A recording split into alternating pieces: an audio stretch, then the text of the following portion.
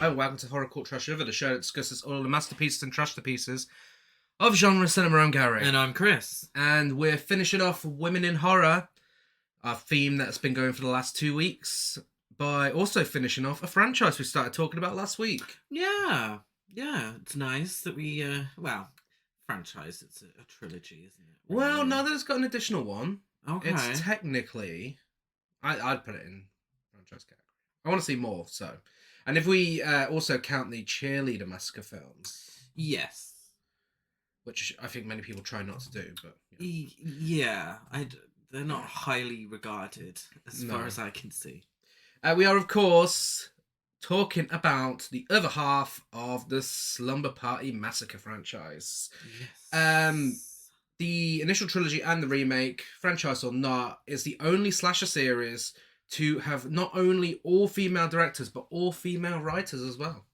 Which is fantastic. It is. But also, I kind of look at the films in a different way of what they could have been. In a good way? Yes, of course, but we also have to remember that they're also produced by Roger Corman. Which makes, it just adds another layer to the films that we always have to keep in the back of our minds. Yeah, which is I think is why the remake was so refreshing, because it didn't have that male gaze on it. So we'll start off with a positive. And we will talk to you first about Slumber Party Massacre 2 from 1987. Written and directed by Deborah Brock, who also directed Andy Colby's Incredible Adventure, Rock and Roll High School Forever, wow, VR Troopers, and The Misadventures of the Dunderheads. One thing that's really quite disheartening for me when we have a female director that we have to talk about is how small their filmographies are in comparison to the male directors we have to talk about. Yeah, for the majority. Yeah. I think particularly with the ones that worked with Roger Corman, you had a lot of male directors go on to bigger stuff. Yes. Whereas I find that with the female directors, these are kind of their most famous films, unfortunately. Yeah. Deborah Brock actually had a confrontation with Roger Corman on the set regarding the catering. Corman finally agreed more or less to see things her way when she made a wisecrack that caused him to laugh. And Brock says that if a person can get Roger Corman to laugh, then it makes things easier in these type of negotiations. Oh my god, you should not have to make someone laugh to get the right amount of catering for your set. That's fucking ridiculous. Yeah. The more we talk about Roger Corman, the more iffy he is. He has that energy around him, and this is a wrestling reference, so not everyone will get it. But kind of a bit like Vince McMahon in his stories that you hear. He gets the same sort of presence as well. Big guy in charge, and you sort of have to go by what he says. Yeah. For right or wrong. Mm-hmm. And, more TNA. Yeah, I mean, we're also talking about Roger Corman as well. A really weird bit of trivia about him. In order to get word out about... Now, this is word for word what I found. In order to get word out about his presence on set whilst arousing his suspicions, the cast and crew would use the codename Jennifer when referring to executive producer Roger Corman. Yeah. Should you have to be warned? No. Like, really? Absolutely not. Shouldn't he just turn up and say, "Hi, guys, how's it going?" Yeah. Rather than having to warn that he's imminent. It was made on a budget of $500,000 and it made $1.3 million at the box office. And the VHS was actually one of the top sellers at the time that it was released and even won a coveted gold video cassette award. Oh, okay. And the UK VHS was rejected by the BBFC in 1988 after the distributor refused to make heavy cuts as requested. And since then, it has not had a physical release in the UK.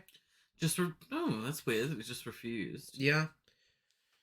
I suppose, really, we kind of look, because we're from the UK, we kind of think, well, we're on par with the USA. Why are we not getting films at the same time as America? Why are we not getting these releases, these Blu-rays, this, that, and the other? Number one, I think the Video Nasties thing. Yeah. Didn't help at the time, but I think up until now as well, you look at population numbers, and we have a tendency over here to get a bit butthurt, well, when films Wow. take a while to make their way over to here. But I think Mhm. numbers wise, it kind of makes sense. It's annoying, Potentially. but maybe the market in the UK isn't as huge as we think, No. into because we're probably the same size as like Texas or Maybe. maybe even with a smaller population. Yeah.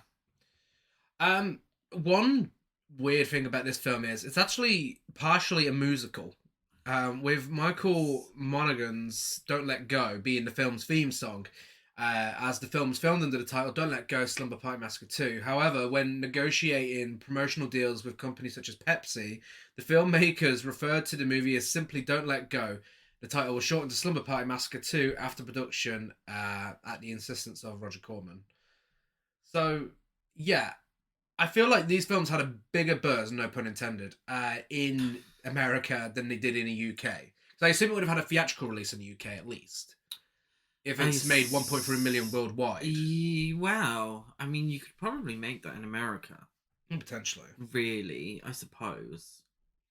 I don't know. It's a difficult. I mean, life's maybe a little too short to look at the intricacies of the Slumber Party Massacre 2 box office, but it's quite interesting to think that maybe it didn't get released here I'm not sure. I mean, theatrically.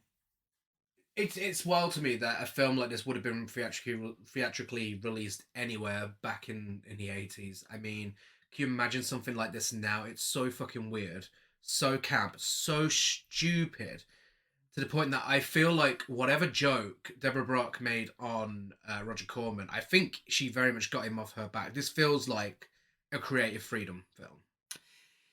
Like, it has no limits to its weirdness. I mean, it is. There is, and we're going to keep mentioning it throughout the whole podcast, but there is one very specific film that came out yeah. 3 years prior that this is influenced by. And that's great because massively. Yeah, it feels like a satire on Mm. said film.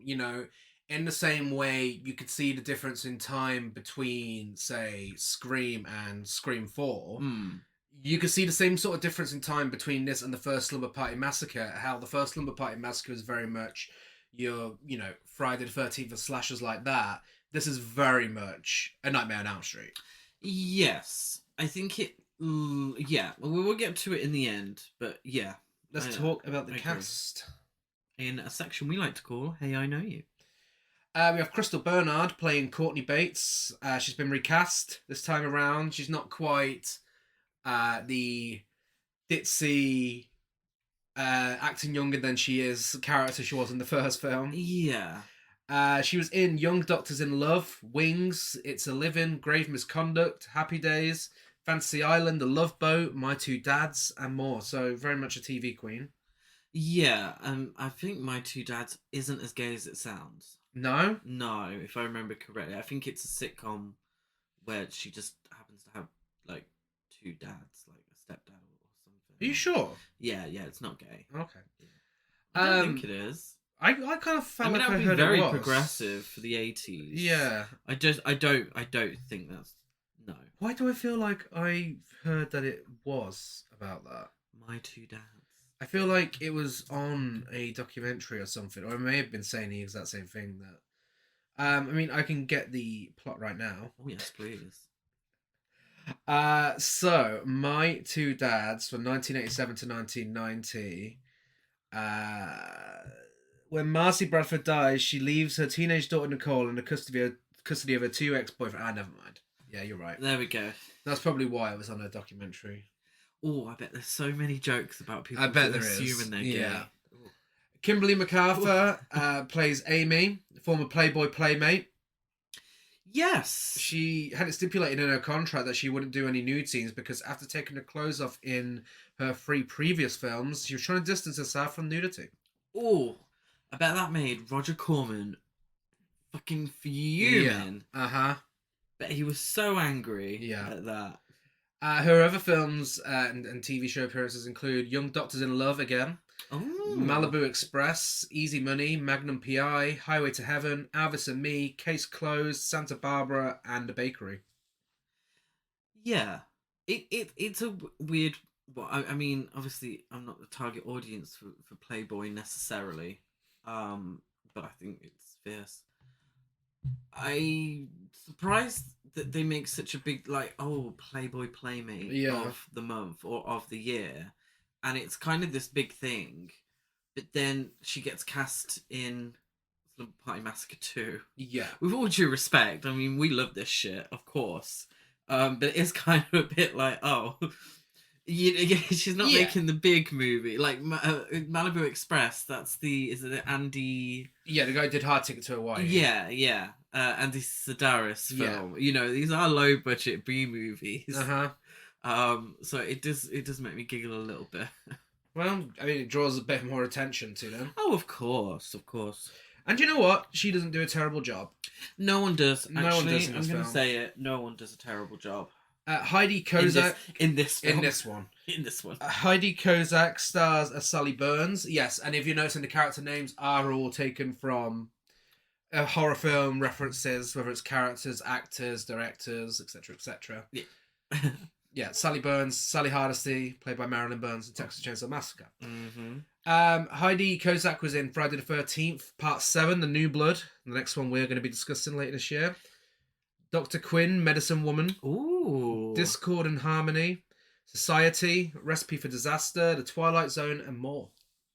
Yeah, she didn't do that many films, but we've seen a lot of them. Yeah. And everyone loves Dr. Quinn. Jennifer Rhodes plays Mrs. Bates. She was in Heathers, Charmed, Grey's Anatomy, Third Rock from the Sun, The Sweet Life on Deck, ER, Ally McBeal, Gilmore Girls, Halloween as an uncredited nurse, the original Halloween. Oh, wow. And many more, including Night of the Demons 2, where she was by far the best thing about the film. She is one of those character actresses that pops up and you say, I know her face. What have I seen her in? And you go on IMDb and you've seen her in like 20 different things. Yeah, she was the nun in Night of the Demons 2. Yes. Yeah. Mm-hmm. So, let's talk about our feature presentation. Did you not get the girl from Friday the 13th Part 5? Oh no, I only had one from Part 7. Who's the one from Part 5? The one Part 5, she plays... who is the one... Oh, too many names to remember. She plays Sheila. The redhead one. Not Sheila. What, in Part 5 or in No, this? in this. We spoke about Amy, we spoke about Sally. The only other one is Sheila. It must be Sheila then. Sheila's not a redhead, I don't think. Oh, she is. She is. She is, yeah. Well, she was in Part 5, Friday the 13th Part 5. Do you remember who she played? Yeah. I think so. Yeah, throwaway cat. Anyway. No, it's just, it was one of those things that, it's the whole reason we do Hey I Know Yous, because I sit there and I'm like, what do I know them from? And then you're on IMDb and you miss half the film because you're like, start scrolling through. Is it just me? So Juliet Cummins. Who plays Sheila. And she was indeed in Friday the 13th, Part 5, and Psycho 3, and Deadly Dreams, Click the Calendar Girl, and Running Hot. Nice. Murder, She Wrote, of course. They always are, aren't they? In Friday the 13th, Part 5, she played... Drumroll, please. Whilst I'm trying to search it. Actually, the redhead girl. Really not a major character because she's not even in the top cast. No, she is the girl who randomly goes to bed in just her knickers. Okay. She gets turned down, doesn't she? Yeah. And then she feels sorry for herself and goes Robin. She played Robin. That's the one. There we go. Yes. Great. Now for our first feature presentation. Big Bates has got some weird friends. I have got the fastest growing dick I've ever had in my entire life. I mean, look at this thing. think your sweetheart's been taking too many diet pills. Here's a chicken sandwich if you want to go. She should have listened to her sister. All the way. Because when she and her band get ready to party, Anything you want to. Good time. Oh, Slumber Party Weekend. it's more than just a great time. I know girls really did this stuff. It's Slumber Party Massacre 2. Now it's time for the fun part. He's in this house somewhere. It's 9 o'clock and ready to rock. My motorcycle's out of hot. Jump on back, baby, hold on tight. We're gonna ride this rocket to the night. Don't let go. Don't let go. Hold on tight. Well, you say why? I say because Les Burns. Slumber Party Massacre 2. If you go, don't go all the way. God, anybody got any tranks? Courtney Bates, who survived the events of the first film, is now a senior in high school, and we're introduced to her as she's dreaming of a shirtless guy playing football on the beach, followed by flashbacks to the first film and a very camp title card. Yeah, conventionally attractive shirtless dude. She's having a nice, I was gonna say, dream about her, him. Her mum is concerned about. Well, it turns into a nightmare, doesn't it? Yeah. So it ends up as a nightmare, and her mum is concerned about the nightmare, and then references her sister Valerie, who is being held in a mental institution after the events of the first film. Yeah. She sees a dead dove on the pavement on her way to school, just like in her dream. Are you seeing already the Yeah. film? This film's obsessed with. She's picked up by her friend Amy, and they sing along to the song on the radio about being someone's Tokyo convertible. Yes. And it's such a shame that the soundtrack's not available anywhere because, I mean, there are some bangers in this film. This is one of them. Gutted, absolutely gutted. It's not on vinyl. They pull up next to Courtney's crush, Matt, from her dream in his convertible and invite him to their band practice. I'm also upset that we didn't get a band name because they might be my favourite band in the film. I mean, the Gone Gones? Well, yeah, both Some Party Massacre 2 and 3 have something in common. The Go-Go's were big at the time. Yeah. And yeah, their music is very much...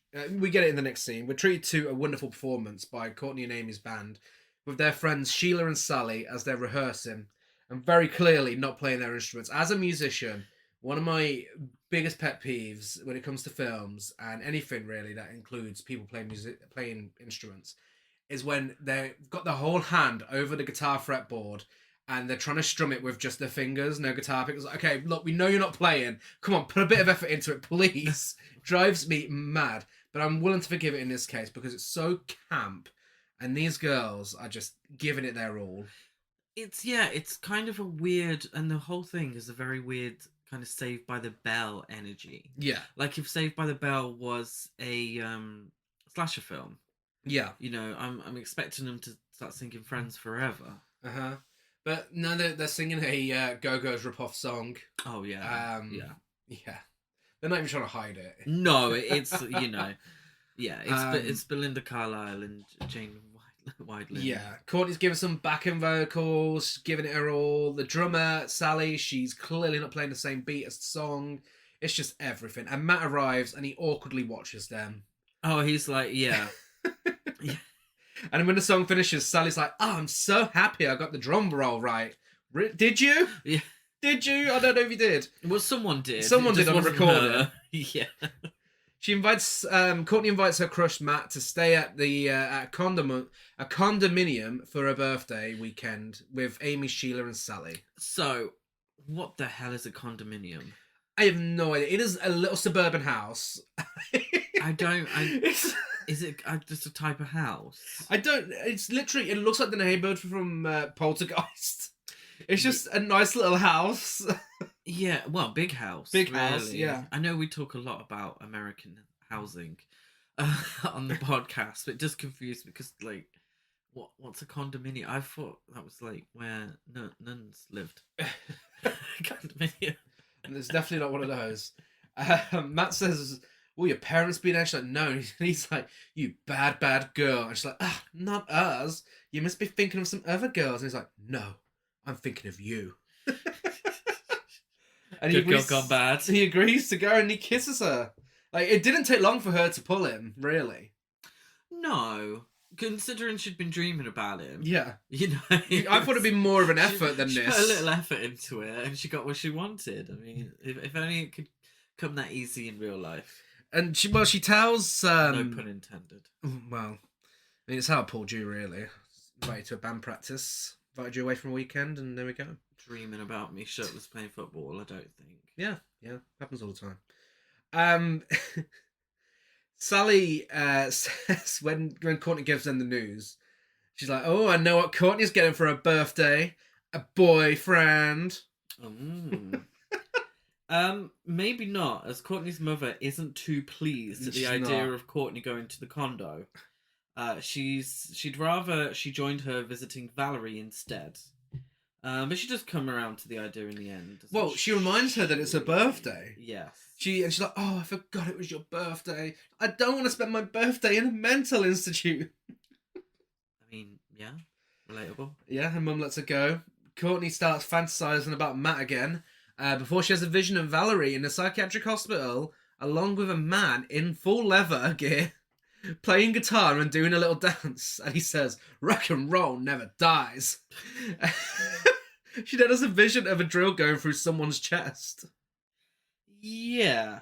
So he's like a rockabilly greaser type with a quiff and a leather jacket, and I'm not sure what this is meant to be. I know what this is supposed to be. Let us know.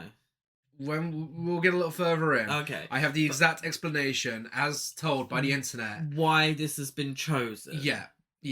As to Okay. who he's supposed to be. No, I assume he's meant to be the killer from the first film, and this is her remembering.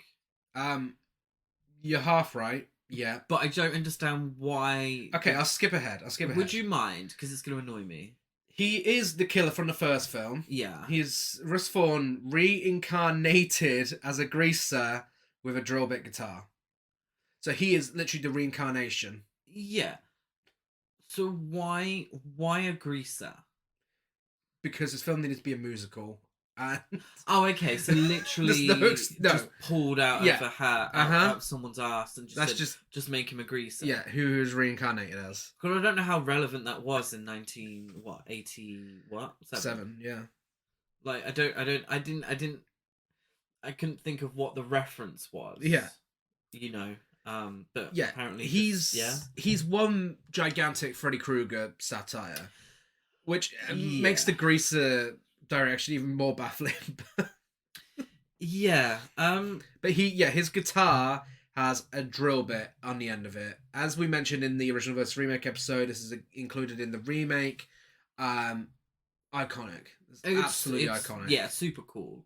It really is, and it looks great on the poster. And as he's well. actually playing guitar when he's playing it. Oh wow! Yeah. How do you know?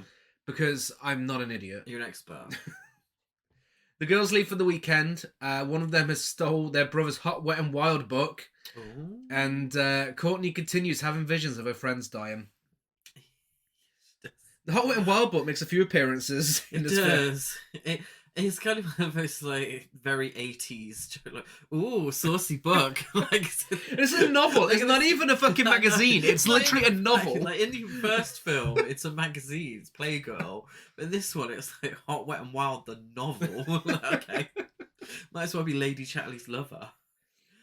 Upon arriving at the condo, two of the girls' boyfriends, Jeff and TJ, show up to ruin it for everyone. Before that, they all drink French champagne, eat corn dogs, watch Rock and Roll High School, and dance to House Cafe by House Cafe.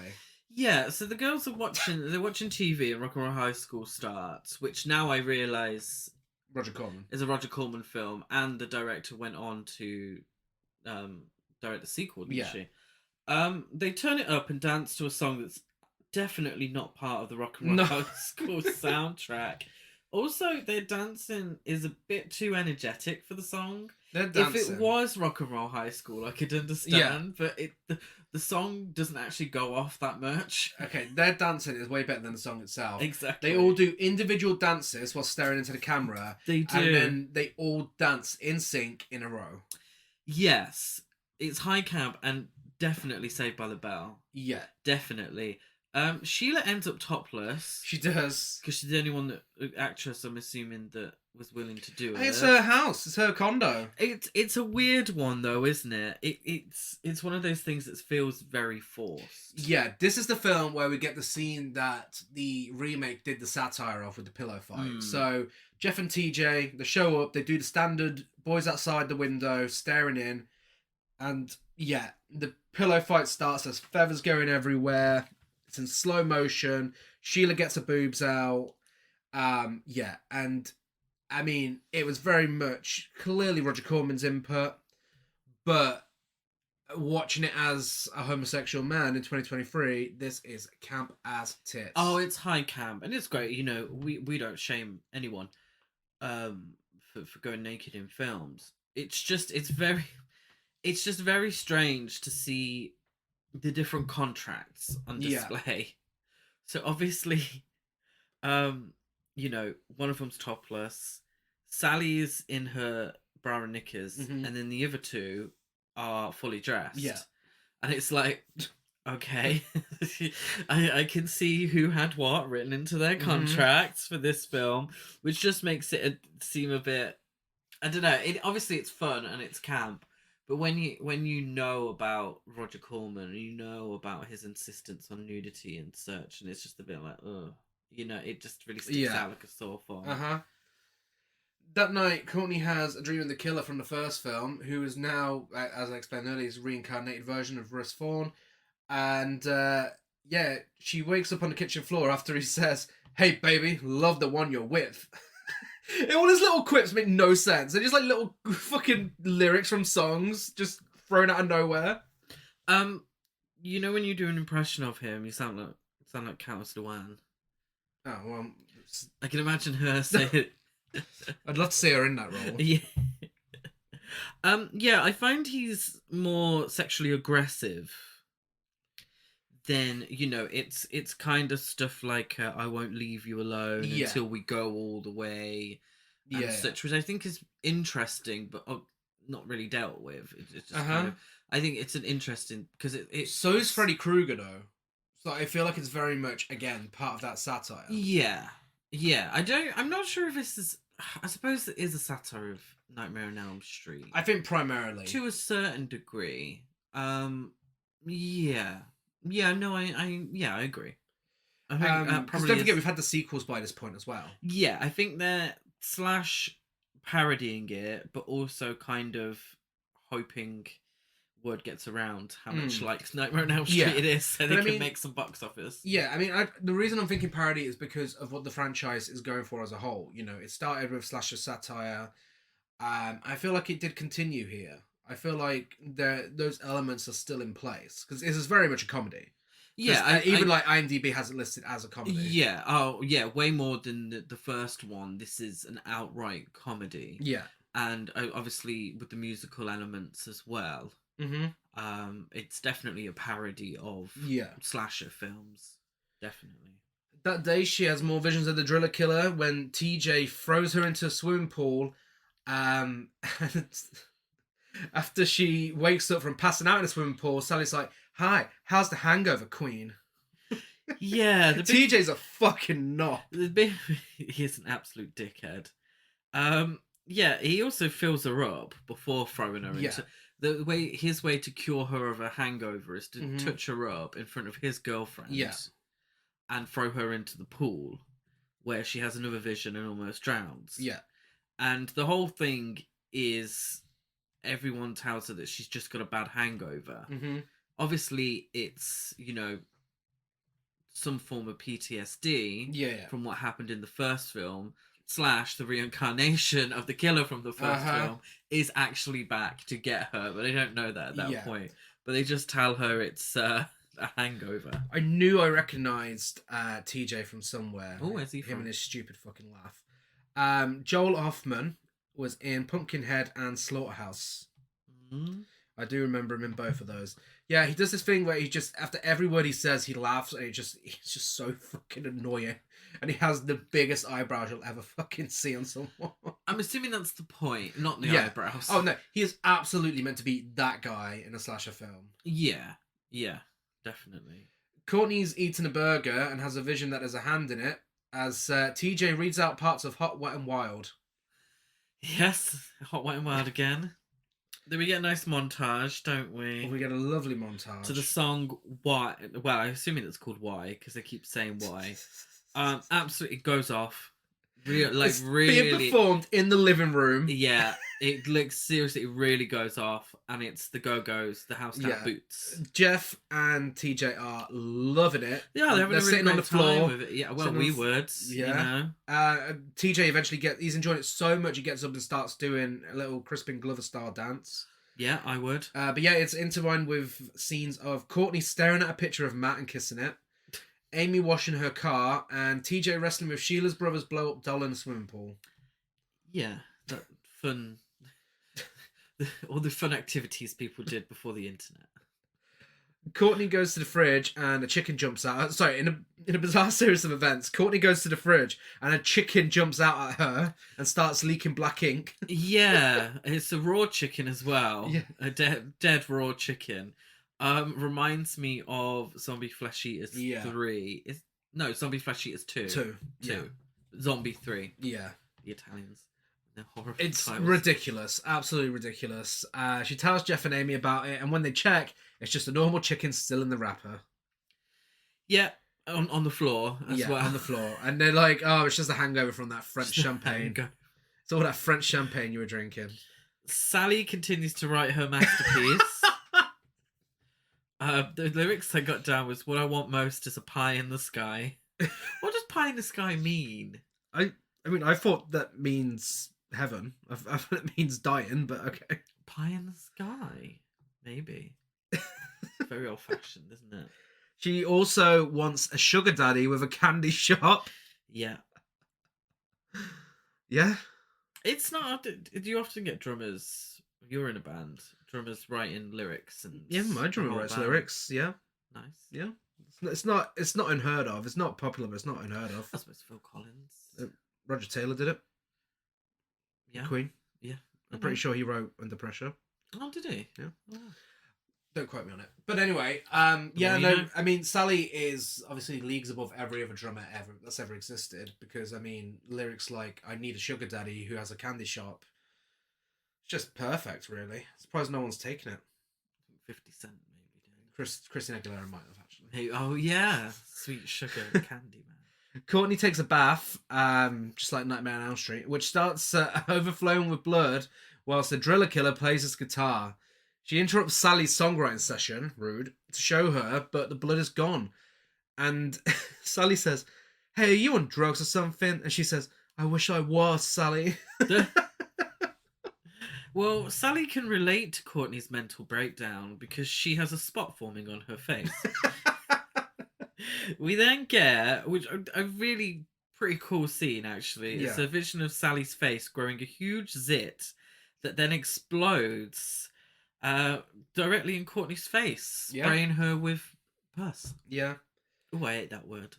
She runs off in hysterics, but is comforted when Matt arrives, and she tells him Sally's dead. What's impressive is those practical effects in this scene. Again, this is on a $500,000 budget. Yeah.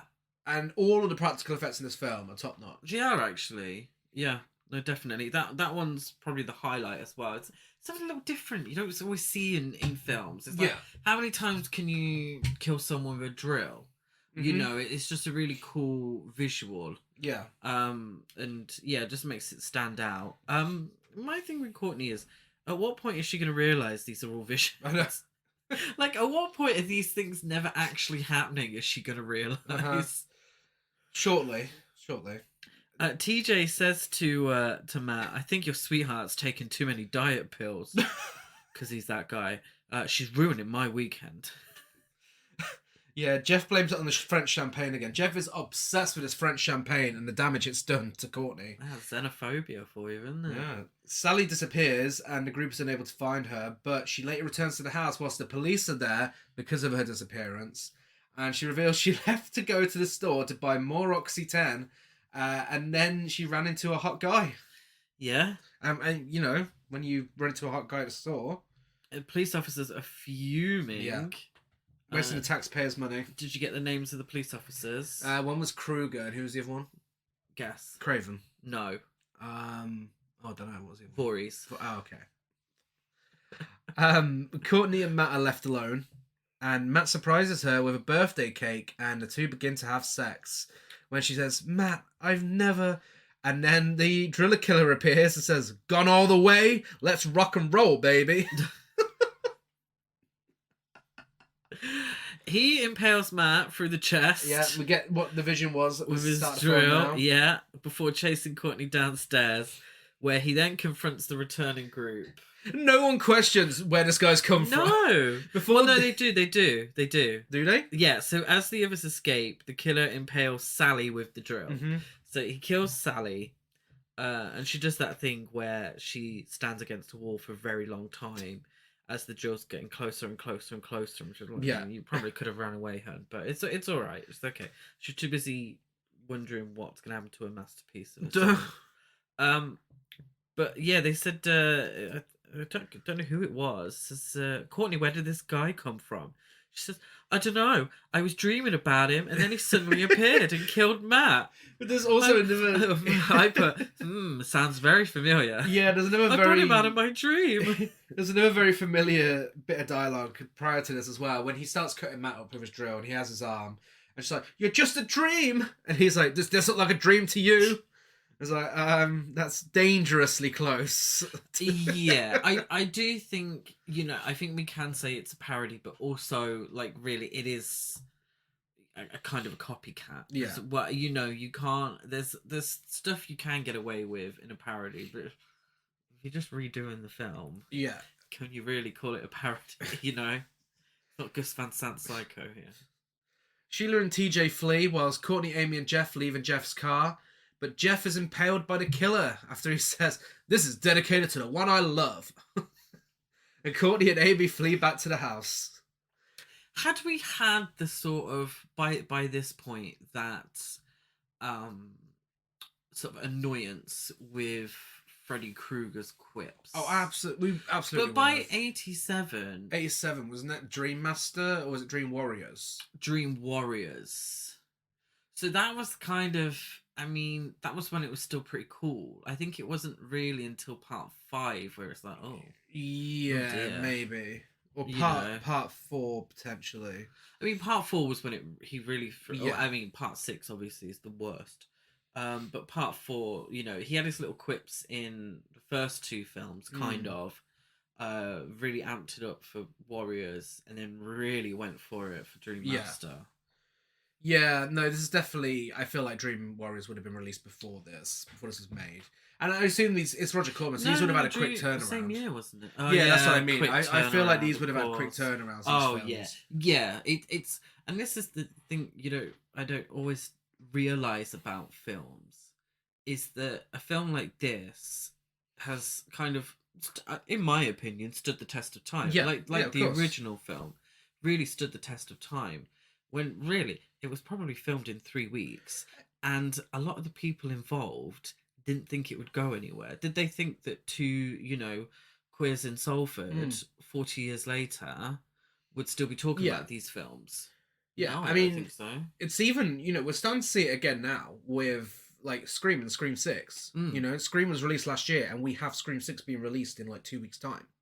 Yeah, I think... I mean, obviously, they knew they were going to have an audience, so they probably would have had something a little more prepared. But with slasher films, it's easy to just throw them out again and again and again. Yeah. Like Halloween Kills, Halloween Ends. I think we look at it in terms of, the big films, the big blockbusters, they take sometimes years to do, with everything involved. It's just weird that, in my opinion, films like this, and this is just my opinion, films like this have stood the test of time better than films around the same time with big names and Yeah. big star. You know, Oh yeah. I will watch this again, and I would, watch it quite a few times. But there's probably a few, films. I can't think of any off the top of my Top head, Gun. which is kind of the point. I mean, look at the first Top Gun. That's just fine. Yeah, it's just, but it probably took 10 times as Yeah. long to make. Yeah. I'm not sure what point I'm making, but it's there somewhere. Well done, Slumber Party Massacre 2. That's the If point. anyone can interpret what I've just said. Congratulations, Deborah Brock. Your film's aged better than Top Gun. Yeah, I suppose so. Sheila and TJ run to a nearby house for help, but the killer catches up, and thankfully TJ is killed. Yeah, God bless. Yeah, thank God. Sheila manages to return to the condo, and the killer, in a bizarre series of events, breaks the fourth wall, says, now it's time for the fun part, and performs a fucking musical number for the film's theme song, which I thought was called Let's Buzz, but obviously not. Oh, yeah, it's called Don't Let Go. Don't Let Go. Yeah, I think as with the first film as well, the goriest deaths are reserved for the male characters. Absolutely. It's kind of kept that look, probably still have the same criticism because, people can't look further than their noses at these things. Yeah, Sheila manages to return to the condominium before said that. Oh, did you? But yeah, he breaks out into his musical number. His legs are going in and out. His arms are going everywhere. He's playing the guitar. He's singing. It is fucking so camp. It is unbelievable. It's fucking stupid. It's as full well, rockabilly. Let's be honest. It's really. It's so stupid. It is kind of a bit like, what are they trying to? It's funny and it's stupid, which makes it camp and makes it very entertaining. The house is now just pink lights. Yeah. Everywhere. At what point does he say, I can't get no satisfaction? That's a little further on. But yeah, the house now has pink lights for his staging. It's honestly one of the most ridiculous things I've seen in a slasher film. He then murders Sheila with his guitar drill after finishing the song. Oh, she's another one. Oh no, I suppose she hurt her leg, hadn't she? So yeah, credit to her. Courtney and Amy escape, but the killer pursues them across the roof, and that's when he says, "I can't get no satisfaction." And then he goes through a construction site after them, where Amy falls to her death, and he says, "Let it rock your soul." And then he goes to Courtney and says, "Come on, baby, light my fire." And she says, "You bet I will," and sets him on fire. She just does. She Just sets him on fire. Like it was that easy all along. She waited for all of her friends to die. It's like, I'm going to kill him now. Yeah. Like just sets him on fire. Like he's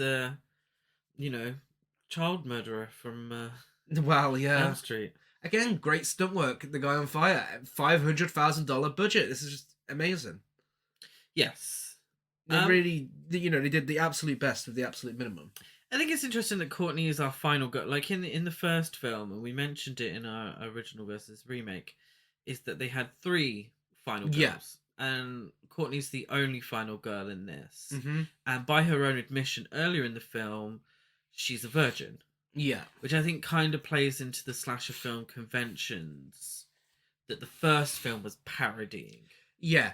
I feel like the intention was to bring her back, though. So, sometime later, Courtney wakes up next to Matt. He morphs into the killer. He does the whole "I love you" line from the first film. She then awakens in a psychiatric ward and screams frantically as a giant drill bursts through the floor and the credits roll with the Let's Buzz song playing. So, yeah, and I feel like that ending was, okay, she's been through what she went through in the first film. She's now in a psychiatric ward after all of her friends got murdered now. He's still alive. She's clearly going to go after him. Yeah, is that Cabinet of Dr. Caligari at the end? Is it that image of her in the bed and the drill coming up? Yeah, it's very Nightmare on Elm Street, that kind of, mother kind of ending. Yeah, I mean, Nancy coming back in part 3. Again, we all feel like over. this film's very much coming from part 3 of A Nightmare on Elm Street, so that would make sense. Yeah. No, I think it's cool, but I do think it's not.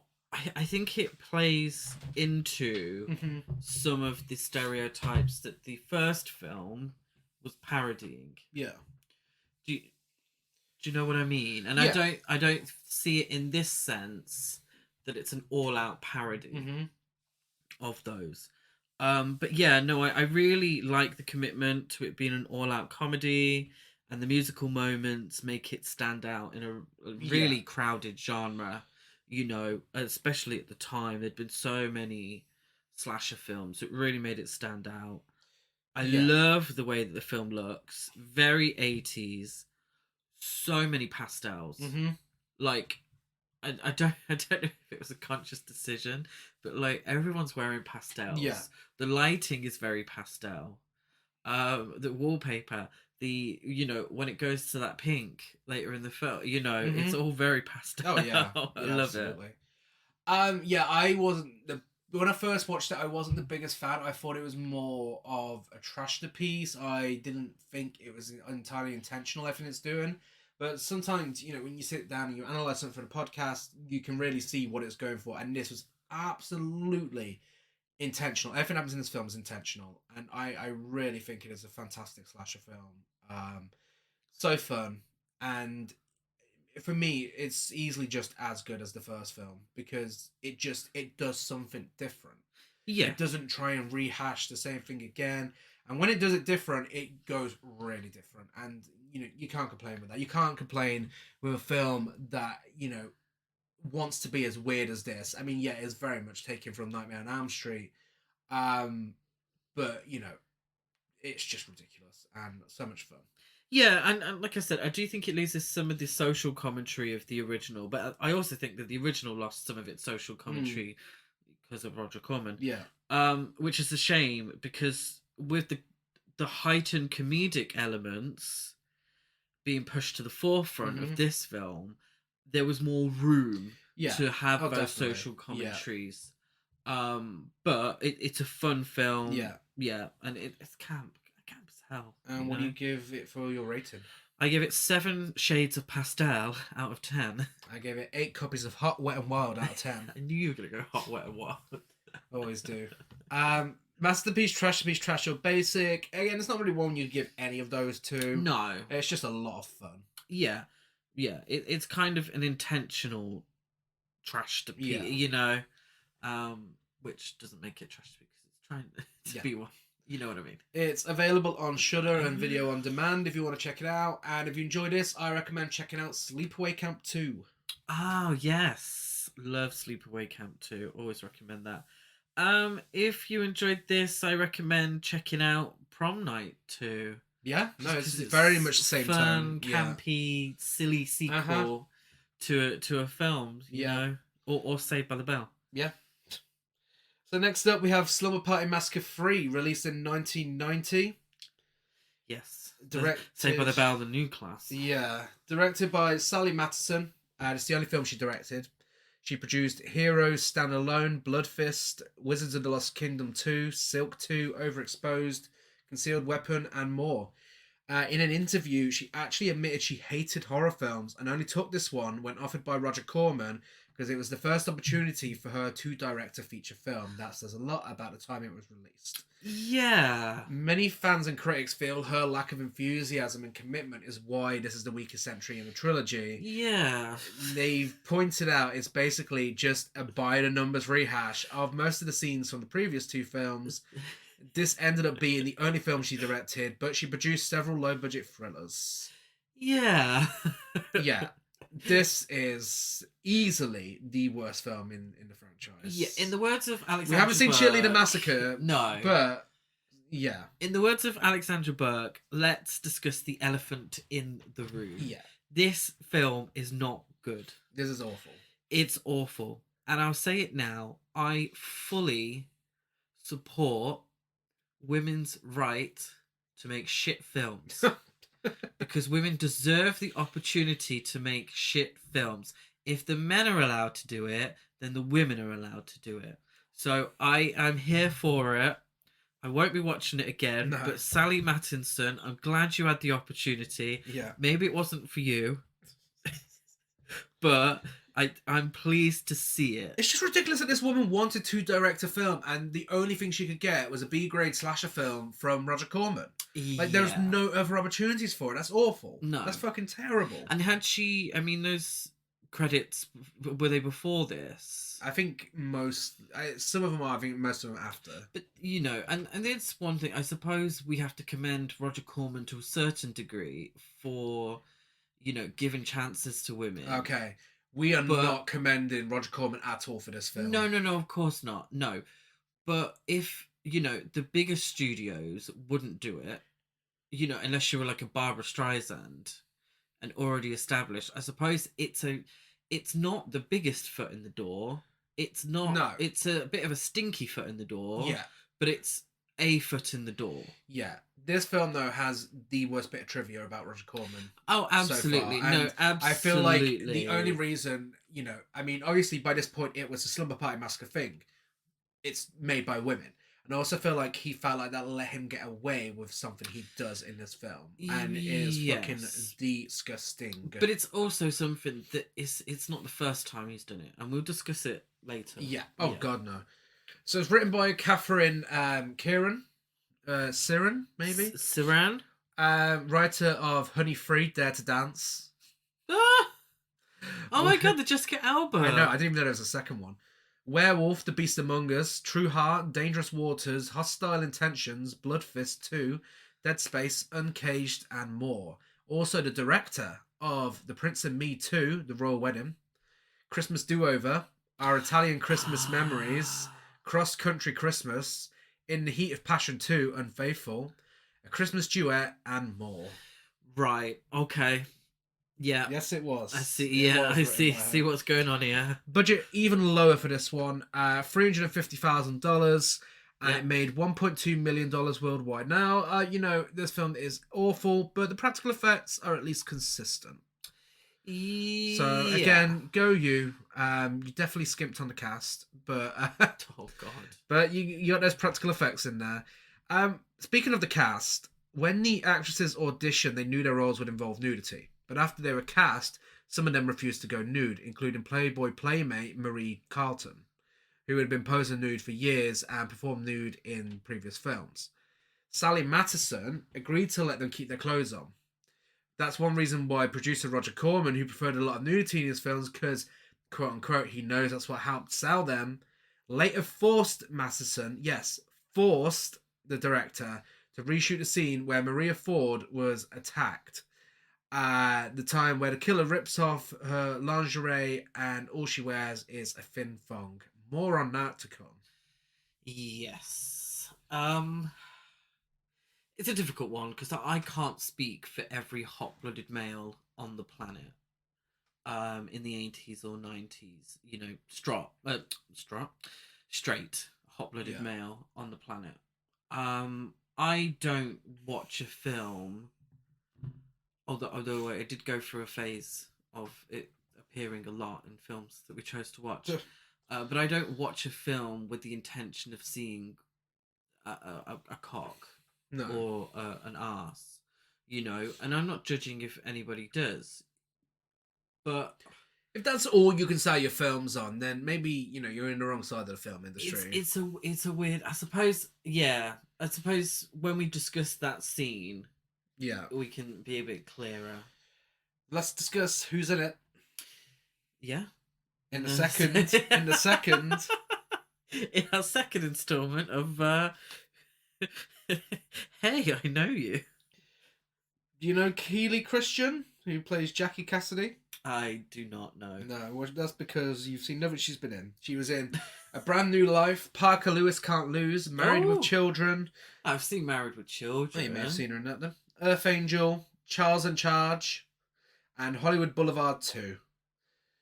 Prefer that to the first one. What's Hollywood Boulevard 1? I have no idea. Britton Fry plays Ken Whitehouse. He was in Hide and Go Shriek, which we have seen. Oh, no. Less Than Zero, Veiled Threat, Highway to Heaven. Less Than Zero, the Bret Easton Ellis adaptation. Santa Barbara, Dallas, and Laughing It Up. Laughing It Up? No idea. No. No, not a clue. Michael Harris plays Morgan He was in Suture, I Love You, Don't Touch Me, Horse Player, Amy's Orgasm, Ooh. Finding Bliss, Bar Girls, Tales from the Crypt, and more. I don't know if you noticed, but a lot more men in this film. Unfortunately. It's almost like Sadly. there's a first-time director who's maybe having the producer having a bit too much to say in her film. David Greenlee plays Duncan. He was in the Beauty and the Beast TV show, the Linda Hamilton one. Ooh. Fame, Digimon the movie, Ooh. Digimon Adventure Ooh. 2002, and Digimon Digital Monsters. Bloody hell. Spencer, Fatal Instinct. Don't know what film that's ripping off. Panther. And that's a parody, though, isn't And it? more. Is it? Yeah, that's a parody of erotic thrillers, like Fatal Attraction and Basic Instinct and such. Okay. Finally, we have Alexander Folk, who I'm sure most of the budget may have gone on because he's been in a lot of big films. A lot after. Yeah. It? And some before. He plays Detective Davis, and he was in Sid and Nancy. Oh, him, of course. Excuse me. Yeah, he was in Sid and Nancy, Dreamgirls, Christmas Vacation, Lost Highway, Showgirls, Fright Night 2, Cutting Class, Death at a Funeral. Yeah, he's in a lot of films, and always typecast as well. As a cop. As a cop. He's always a cop. Yeah. As I was saying in the previous one, again, just the little things like the cast being a lot more male-oriented than the other two films. You can really see that Deborah Brock must have got along with Roger Corman after that little incident because, again, I think there was a lot of creative freedom in that film. Because when you look at it compared to this one, this is a Roger Corman film. This is definitely a Roger Corman film.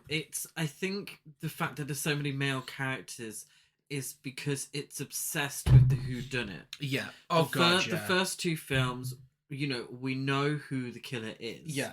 It's not a whodunit. Whereas in this film, it's got very little to do with Slumber Party Massacre as we know it. The satire from the elements are first gone. two films. There's no satire. They're completely gone, but it's obsessed with red herrings. Yeah. So there's way more male act. There's way more characters, really. Yeah.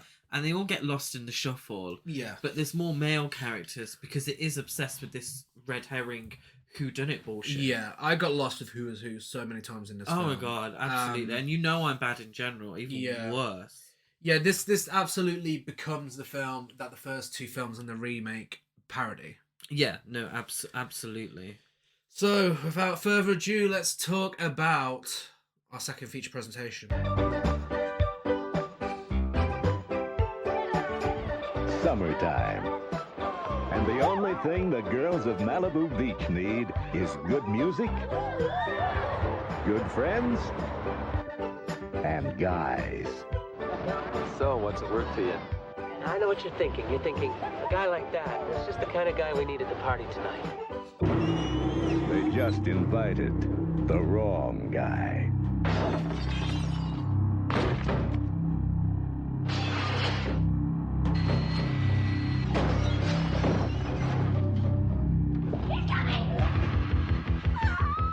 It began the most terrifying horror series of the decade.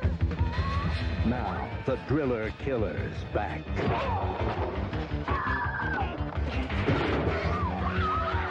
Slumber Party Massacre, Part 3. The opening credits with a bunch of pictures of the film's characters, with the final one being a kid kissing an older man on the cheek. Something that will become ridiculously uncomfortable when you realise who it is. Yeah, I was confused. Mean-spirited to the extreme. This is jarring for a generic throwaway slasher film. Yeah, and it's definitely a sign of the times. But these photos at the beginning, they look like headshots and crew. I was a bit like, don't you put these at the end of a film? Mm-hmm. Yeah. Why have we got these at the beginning? What does any of this mean? Yeah. We're introduced to a group of friends playing volleyball by a beach in Venice, California. After the worst panning shot I've ever seen. It just keeps sticking. She's trying to move the camera and it just keeps sticking. The opening scenes on the beach are actually shot on a freezing cold day in January. Oh dear. You couldn't actually tell. So. No, not really, actually. I mean, that's the only bit of good acting in the film. What? Is that not acting like they're freezing to death. Yeah, one of the girls runs back so far to the point she bumps into the camera and falls over. She does. She does. I saw a clip, I forgot to send it to you recently, of what was it? Elsie Tanner in an old Coronation Street episode getting smacked by the camera, and it reminded me of that. A mysterious guy with a ponytail, looks like he's a member of U2, is watching a game of volleyball. Yeah, with all due respect to the actor, he's got one of those faces, and God bless him, I suppose he's probably a lovely person in real life, but he has one of those faces that makes him a perfect weirdo in a film. You know, and I don't profess to be a George Clooney, No. but he has one of those, and you know, market it, and I think he's been in quite a lot of films. You know, play to your strengths and get that money. Yeah, you know, absolutely. Not, you know, he just has one of those faces. You know, makes him perfect for the role. With all due respect. Jackie, one of the group, is a high school senior throwing a slumber party that night as her parents are out of town looking for a new house. I mean, yeah, if you're gonna leave town, might as well look for a new house. Don't know why we needed to know that. Someone hits the ball a bit too far, and Juliet goes to grab it when she bumps into the rather camp Ken Whitehouse, who has a little flirt with her. Yeah. I suppose we need to know that her parents are buying a new house because we have the neighbor for sale sign. and we have the neighbor as the red herring. That's true. It's a girls versus boys volleyball game, which could have opened up some gender discourse. I'm reaching here. I was like, please, I need a bit of something. But it just goes on for a while whilst everyone flirts, and they talk like it's an episode of Beverly Hills 90210. Duncan is a nerd. He looks like H from Steps in the 90s. He's got a bowl cut, so he sticks out a little bit, but they're quite generic, really. It's a bit boring. Yeah. Volleyball. What am I meant to say? Yeah, none of the characters in this film are exciting. No. When the friends leave the beach, one of the girls, Sarah, gets into her car and is brutally murdered by an unseen killer in the back seat with a power drill through her back. Yeah, which we're made to assume is the beach weirdo. Yeah. It's not. The friends from the beach drive home whilst we get a Go-Go's rip-off song playing. And it looks like a Go-Go's music video. It looks like an advert from The Gap. It's like, or like Abercrombie. What was the one? Abercrombie and Fitch. Yeah, the one where they're like really racist. Jackie returns to her home and finds her odd neighbour Morgan there with his greasy hair and glasses, wanting to tour the inside of the house. He's already inside the fucking house. He's already in the house. Spoiler alert, he's not the killer. No. So it's completely wasted. I just don't understand. Why is the beach weirdo watching? He's not the killer. Why is he inside the house? He's not the killer. No. Like, so many people in this film act suspicious. But, you know, men, you know, acting creepy and, you know, making women feel uncomfortable, that's interesting. It's what the first two films kind of dealt with. Yeah. You know, but it doesn't go anywhere because it's just a red herring fucking Scooby-Doo mystery. Yeah. He tells Jackie he's considering purchasing the property when she and her family move, and mentions he has a telescope because that'll be useful later on. Yeah, the scene is way too long and awkward for my liking. Oh my god, it takes him so long to leave the fucking house. Yeah. Like, we see every second of it. It doesn't cut a single... This is the longest one. Yeah, this Slumber is... Party Massacre Yeah, films. spoiler alert, the first two films don't make an hour and 20. No, and even the remake, I think, is like 1 or 2 minutes shorter than this. This is the longest film in the This is an franchise. hour and a half. And, oh my god, it does not need to be. It has no right to be. That night, Jackie's friends Diane, Maria, Juliet, Janine, and Susie all arrive for the party. I can't tell you any individual characteristics about any of them. I can. Yeah? Maria. Oh, she's a queen. She's a queen. Yeah, she's ripping off Elvira. Elvira hair. Yeah. She's got Elvira's hair, but in like, what would you say, auburn brown? Yeah, she tells Jackie all about the 50-year-old man she's started dating. Yes. I mean, the Queen acting don't in get this it. scene is awful. I know the acting's awful all through the fucking film. We watched it. Don't sue us on YouTube.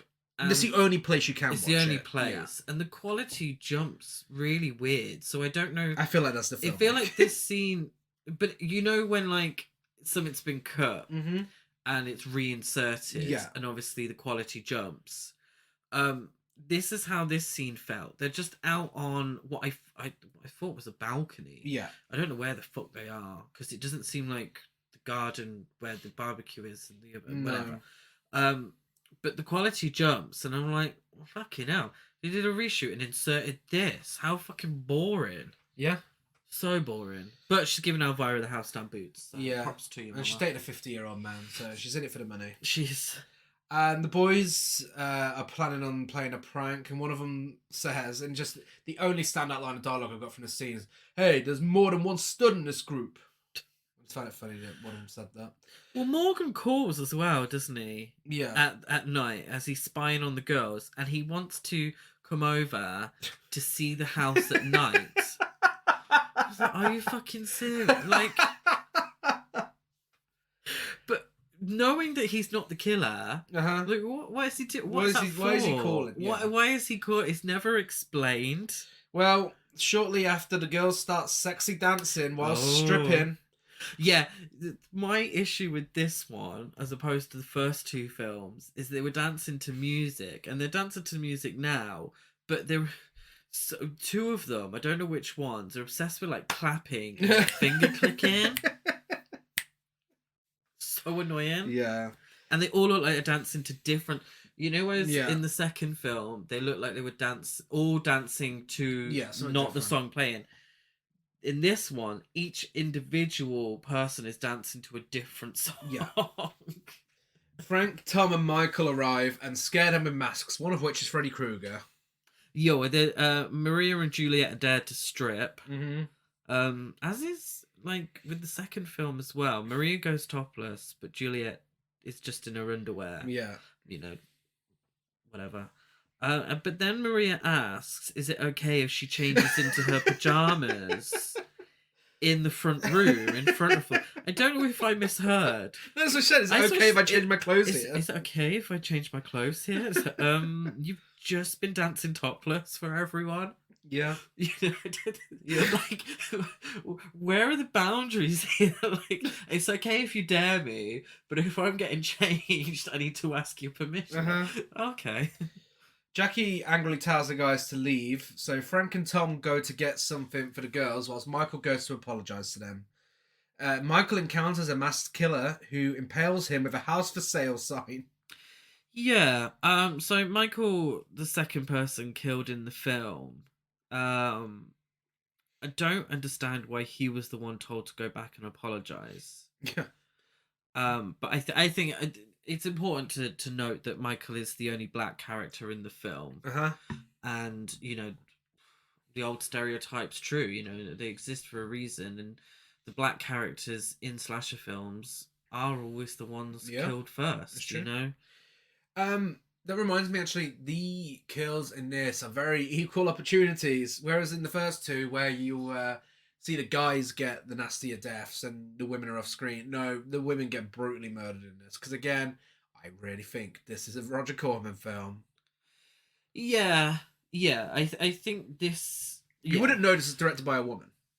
No, not really. And the thing is, at the end of the day, not every single film directed by a woman has to speak on, you know, being a woman. It doesn't have to always have to come from that place. Yeah. But you can kind of see the Roger Corman side of things way too much in this one. You know, it's not like I don't see this being directed by a female director. I don't see it being directed by someone who cares about the material. Yeah. I think that's the problem. Because not every gay director has to speak on being gay. You know, it's not one of those things. No. But I think, you know, one thing that clouds my judgment on this is very much a certain incident that happens later on. I feel like... Oh, absolutely. I think that says it all. No, absolutely. Hatram Steps shows up, bribes a pizza delivery girl into delivering the pizzas to the girls, And then she is chased and murdered by the same killer. Yeah, I'm confused. Okay, he asks to buy her shirt, and she tells him that they sell them at the store. Like, why would you want to buy a pizza delivery place? Well, like, do they? Is that a thing? Like, I wouldn't go into Domino's and buy a shirt. Everyone would think I work there. Like, what's that about? I'm also not sure why they swap shirts, as the girls recognise Duncan anyway. Yeah.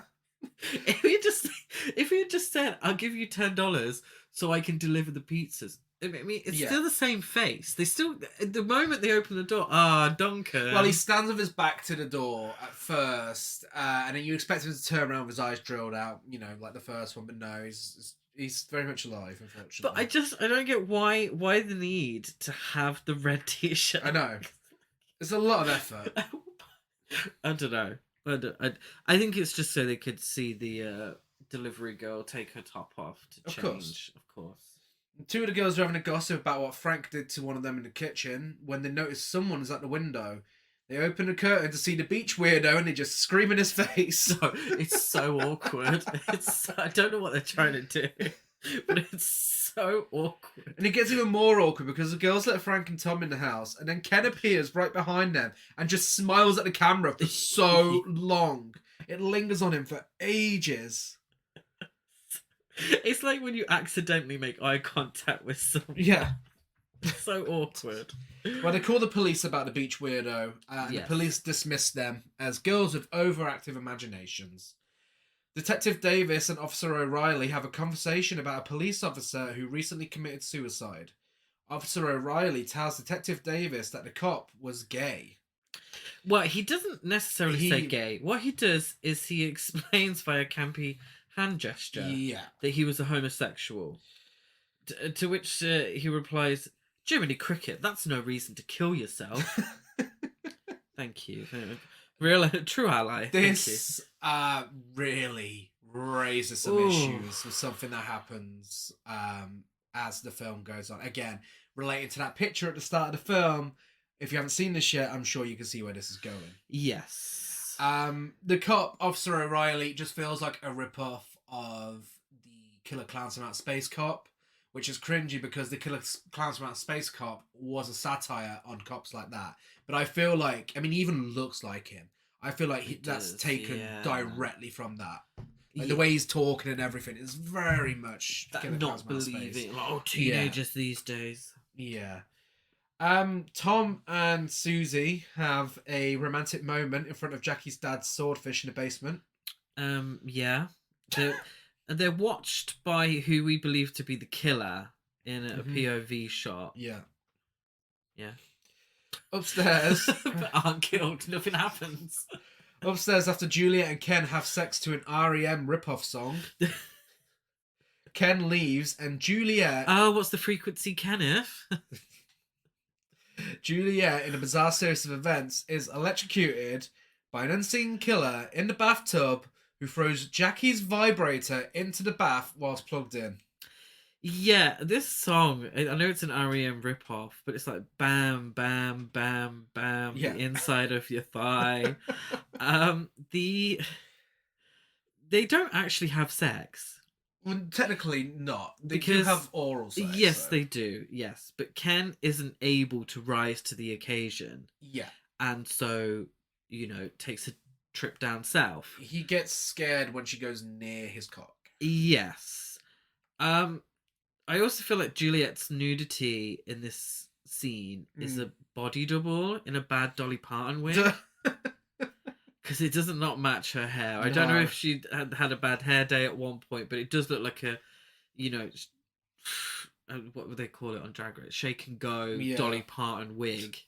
When Juliet finds the plug-in vibrator, because that's, how this I didn't even know that was a thing. It plugs into the wall. It's fucking huge, by the way. When she finds it, she says, what is it? Catching? Poor guys. I have to say that was funny. I'm sorry. There's a conversation going on in the kitchen. I think it was with Jackie, where she's like, am I the only one not getting it tonight? And Duncan, H1 Steps, is like, I'm available. She's like, Duncan. Tom drops pizza on the floor, and we get an entire saga dedicated to this fucking pizza on the floor.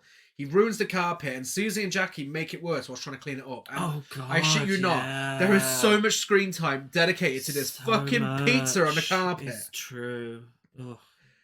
Soon after, Maria finds Juliet's corpse in a closet, and they're all in hysterics. And one of them, Are they? one of These them's reactions are a choice. one of them's like, "Look, guys, can we just go downstairs and call the cops, please?" And someone's like, "Yes." Yes. That's a great idea. And they do, and they tell him about the murder. Ken's like, I'm a man, they'll listen to me. And by all means, they were starting to listen, and then fucking Jackie snatches the phone. And then as soon as Officer O'Reilly hears, "Oh, you fucking kidding me? Here she is again, this bitch. I ain't fucking responding to this." Yeah, which could have been a great thing about believing women. There's another thing that But it's refers to not. it slightly Yeah. later on as well. But no, Yeah. it's not, nothing happens. So to that. I'm a man, and he said that his uncle is a former police officer. Yes. Detective Davis decides he's going to go to the house to check if everything's okay when he's finished his shift. He's finished his shit. In an hour's time. Which It's- I don't think is a comment on police. No, I feel like I it's think just it's bad bad writing. writing.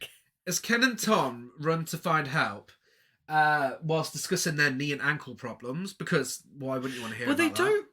They kind of run to find help, but they try and find weapons Yeah. so they can go back and defend themselves. Yeah. My understanding is that Jackie's parents are away. They are, yeah, to find a Yeah. new house. But if the phone is in use, Mhm. they can use the phone. They called the Yeah. police. Why can't any of the others call their parents? Exactly. Yeah. Why can't they call their parents and say, "Hi, guys"? And if they can go to the lumberyards Yeah. to find weapons, why can't they just knock on next door? Or Uh-huh. like knock on, old weirdo across the way? Yeah. Oh shit, sorry, he's a red herring. Yeah. Or like call their parents and say, "Hi, mum, someone's been murdered. The police aren't helping. Can you Yeah. help? You call them. You do so. I Uh-huh. don't get it. Well, Ken Fucking reveals stupid. Ken reveals that he is the killer and proceeds to whack Tom with a sledgehammer before slicing into his legs with a chainsaw. And then says to him, because of the conversation about his ankles, "Never admit your weaknesses." Really? Yeah. Tom seemingly survived and starts crawling away. Now remember that, because it's fucking pointless. It's pointless. The girls are waiting around for Tom and Ken to return when one of them compares her situation to being in a concentration camp. That is bad, right? Yeah. She says, "I feel like I'm in a concentration camp waiting for the Gestapo to tell me I'm next." Yeah. I was like, really? Really? Mm-hmm. Like, what fucking shit, awful writing. Yeah. Like, why would you even say that? Who is that for? Who's Yeah. like, It gets ooh. worse. It gets worse. It the really writing does. But It- it's cheap, isn't Yeah. it? It's so fucking cheap. Frank and Jackie go to the basement for some reason. And Frank is literally, one of the friends has been murdered. They're about to be attacked by a killer. And he just turns around and he's like, "Hey, nice fish." Yeah, like, yeah. They find the beach weirdo's corpse. So we know it's not him. He's been killed. Oh yeah, so that must have been who the point of view was watching them Yeah. with the swordfish, and then he was killed by Ken Mm-hmm. without anyone noticing, and yeah, because teleportation Yeah. in slasher films. Ken goes to a van parked on the street where he has kept the bodies and a giant power drill. Inside, he examines a newspaper clipping regarding the suicide of his police officer Uncle Billy and recalls how he was sexually abused by him as a kid. So the picture we see at the start of the film is him kissing his uncle who sexually abused him. His gay police officer uncle. Yeah. In all seriousness, it's an insult to victims of Yeah. sexual abuse Uh-huh. that this would be used as an excuse for a killing spree. Yeah. It's stupid, it's insulting, and also, homophobic. It is. The idea that, at the beginning, They made such a point of him being gay. Yeah. And then I feel like it's equating homosexuality with, sexually abusing children. Yeah. I think it's insulting. Mm-hmm. And I can't see any other way of looking at this without being like, Yeah. ugh. No, it's awful. It's absolutely awful. Terrible writing. And that's really all they could go with. That's the only motive he has. I understand it's a sign of the times to a certain degree that they wouldn't think they would receive any backlash from it. I think if you had a film coming out in 2023 that had this twist and such, there'd be huge backlash. Yeah. I do understand that. But you had 2 films beforehand that didn't even go anywhere near this sort of But they didn't need to. thing. It was completely unnecessary. Yeah, that's the excuse, and that's what we're getting. Yeah, like literally, there is no other reason for him to be Mhm. murdering people, except that he was sexually abused by his uncle. Yeah. And which is so insulting to actual real life victims. Yeah. He goes back to the house and barges in and kills both Duncan and Frank. Morgan watches this happen through his telescope and calls the police. And Officer O'Reilly immediately is like, "Oh my god, we'll get someone sent out to you straight away." It's like, okay, there we go. That's interesting, but nothing's done with it. It's interesting. It could have been a real, sort of commentary on, believing women and such, but no. Also, how quick he kills Duncan and Frank. Like, well, that's shit. Yeah. We had to put up with both of those characters. All that time wasted, and they're just killed off like that. Yeah. Oh. He's give him a good death scene. Rip his fucking bulk off or Yeah. something. He starts running around and he's like, "Be nice to Uncle, girls." And like, that's really even more insensitive. And he's like, "Uncle Billy has something for you. Come and get it." Yeah, this is the thing now. He's sort of... He thinks he's his uncle. He thinks he's his uncle. Yeah. Which is... Oh. Maria finds Tom's dead body leaning against a window. Yes, Tom, the same character that was crawling away when we last saw him. He's dead. Oh, yeah, of course, yeah. And Janine runs to the door, but Ken follows and Maria flees. Janine jumps through the glass door and Ken drills her in the back, killing her. Susie hides in an upstairs closet. Ken says, before he drills Janine, he says, "What a waste." And I thought, of my time, yes. Susie hides in an upstairs closet, but Ken attacks her and knocks her unconscious. Before he can kill her, Maria knocks him in the head with a lamp, and he chases her, Jackie, and Diane into the basement, where Jackie uses a spear gun to shoot him, and they run back upstairs. And this is the thing now with the film. It's literally, and I got bored. I have to be honest. He's immortal, but it's like Scooby Doo. Yeah, they keep doing things to try and kill him, and he just keeps coming back again and again and again. And it's that thing that I really hate in slasher films, and I understand. Films have to go a certain length, and you suspend belief. I do understand that. But when they've knocked the killer out, when the killer is ready to be finished off and killed, they don't do it. And it drives me fucking bonkers. It really does. Because oh my god, just kill him. Just kill him. Because I know for a fact, at least 2 of them are going to be goners in this film because they haven't finished the job. Drives me insane. Susie regains consciousness and throws bleach in Ken's face, blinding him. He catches Maria and kills her after he strips and molests her. Yeah. So this is the scene that we've been talking about. Yes. So the trivia for this scene. The sexual assault and murder of Maria was a reshoot of another scene where she simply just got murdered. The director, Sally Matteson, was completely against it because she felt it was gratuitous and glorified the sexual abuse of women, something she wanted to avoid, which also brings me back to the rest of the film. Yes. This is why I feel like he had so much to say about this film. In this film, she only included it because it was a direct order from Roger Corman. That also helps explain continuity errors in the film. For example, as Maria is attacked, the 3 other girls rush to her aid, but presumably just stand there and watch her be stripped naked, molested, and murdered whilst doing nothing. They just watch it. Yes. Originally, after falling to the floor, she was immediately killed. Yeah. That's ridiculous that he forced this to happen. It is, but it's not the first time. No. We've discussed previously on the podcast Humanoids from the Deep, where a huge plot point was women being raped. Mm-hmm. And Roger Corman, and another film directed by a woman, but another film where Roger Corman was adamant that there should be more female nudity. Yeah. And if that came from sexual assault, then so be it. You know, the audience will still get their jollies over it. Yeah. And I find that incredibly uncomfortable. I think it's so disturbing. I think it's disturbing. I think it's disgusting. This scene made me feel so uncomfortable, knowing the reasons behind it. You know, we say it on the podcast many times, but, you know, to have sexual assault, rape in a film and not deal with it properly, it's exploitative. It is, yeah.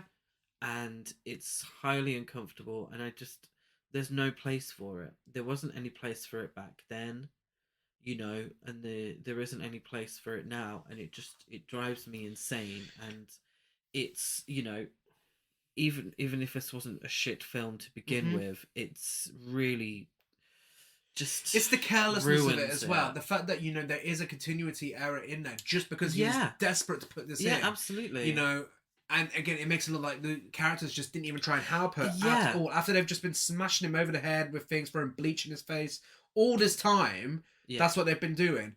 And then when he starts doing that, they just stand there and watch. Yeah, which, I mean... And he was fine with releasing that. He was fine with that. Yeah, it's almost comical in its stupidity. Yeah. The fact that we're meant to believe that all this is going... And it's a long scene. Very uncomfortable. And and then it just goes back, and the girls are just standing there watching. It's in its shoddiness, it's almost comical. Yeah. Yeah, it's... I mean, you know, I'd say this ruins the film, but do you know what? There's nothing redeemed about this piece of shit. There's, you know, with the whole gay uncle sexually abusing his nephew storyline, and then this, it's just an absolute mess. It's very messy. Really is a mess, and a fucking product of its time, but to the extreme. Like, the fact they got away with all of this, it's just... And they thought it was okay to release, and it still made $1.3 million. You know, it's fucking stupid. Ken manages to smash the lights and lamps with incredible accuracy, considering he's been blinded by bleach. Yeah. And this is also his first visit to Jackie's home. Yeah. Jackie, Susie, and Diane manage to knock Ken unconscious with a croquet mallet. And as the three contemplate what to do, Ken awakens again and begins slashing Diane with a knife, killing her. Whilst having flashbacks to his uncle molesting him. Yes. Yeah. What's it? Is it Susie or Jackie? I can't remember. Whichever one says, "Why don't we just kill him?" Yeah. Like, why don't you just kill him? Why are you debating this? He has just murdered all of your friends.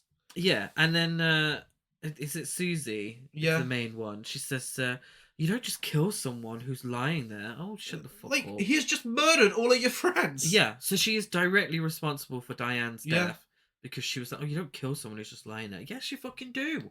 Yeah, Susie manages to pin him to the floor long enough for Jackie to viciously plunge the drill through his chest multiple times. They're just killing someone who's lying on the floor. They could have just done that a second ago. I know, yeah. After he dies, Jackie finds a photo in Ken's shirt pocket of him as a child with his uncle. Susie goes to answer the police knocking on the door. We focus on that picture, and it's him kissing his uncle on the cheek. And the credits roll. Again, we start the film with it, and we end the film with that picture. It's fucking disgusting, and I really can't believe they thought that was okay. It's rotten. Even in 1990. Yeah, it's really rotten. Like I said before, I've always said I believe women should get the opportunity to make bad films just as much as good films. But I do feel that Roger Corman deserves more than his fair share of the blame for this one. Absolutely. More than.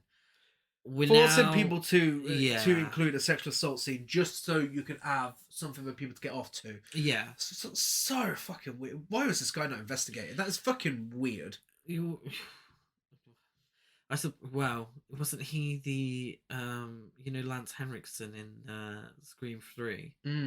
Wasn't he based on Roger Corman? That's true. That's true. We're now in the basic cast slasher territory. Yeah. Which is what the first film was parodying, and the second one to a certain degree. Amazing what happens when films make a bit of money. And the red herrings just really got on my nerves. Yeah. They could have been used to comment on the treatment of women, but they weren't. Yeah. And it's just a really... If the So second lazy. film was Saved by the Bell, this is fucking Scooby-Doo. It's giving it too much credit. This is just paint by numbers slasher. It's like Scrappy-Doo. Yeah. Ratings, I give it 2 dates with a 50-year-old man out of 10. I give it 2 Elvira wigs out of 10. Masterpiece, trash or basic. A lot of it's basic, but I'm going to go with trash. It's trash. It's absolute trash. It's very, very trash. And the only place it's available is on YouTube. I don't recommend. I mean, if you're a completionist, I mean, I suppose we've warned you. But I wouldn't recommend watching it. Really. It makes no difference to the franchise. Not really. It's got nothing to do with the first 2, really.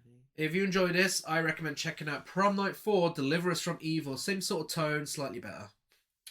I didn't write one for this, actually, so I agree with Gary. We'll get on to I think I was just glad it was over.